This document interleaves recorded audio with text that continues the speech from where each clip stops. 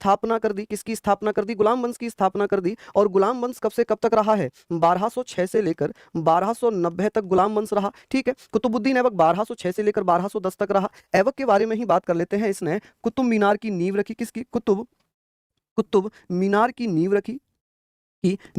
हालांकि इसको बनाया इल्तुतमिश ने था। बलबन की बात करते हैं। बलबन 1266 में राजा बना और 1286 तक राजा रहा। कब तक? 1286 तक राजा रहा। अब ये भैया क्या करता है इसने? किसकी? तो चालीसा दल को समाप्त करने में महत्वपूर्ण भूमिका किसने निभाई थी? चालीसा दल को समाप्त कर दिया। क्या कर दिया? समाप्त कर दिया। यहां पर आप लोग इसको लिख लेंगे। इल्तुतमिश ने चालीसा दल बनाया था। क्या बनाया था? चालीसा दल की स्थापना की थी।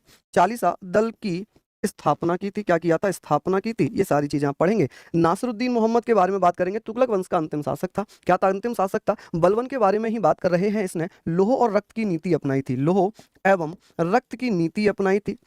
लौह एवं रक्त की नीति अपनाई थी। क्या अपनाई थी? नीति अपनाई थी। यहां तक आप लोग बात करेंगे। इसने अपने आप को जिल्ले इलाही भी कहा था। क्या कहा था? जिल्ले इलाही भी कहा था। जिल्ले इलाही का मतलब समझ रहे हैं आप? कि ईश्वर की छाया। ये अपने आप को ईश्वर की छाया कहता था। ईश्वर की छाया कहता था। क्या कहता था? ईश्वर की छाया कहता था। अब बात होगी, ऐबक ने अपने आप को भैया क्या क्या कहा? पीलबख्श कहा, कुरान खां कहा। कुरान खां, सुरीले शब्दों में कुरान पढ़ने के कारण से कुरान खां कहा गया। और एक चीज और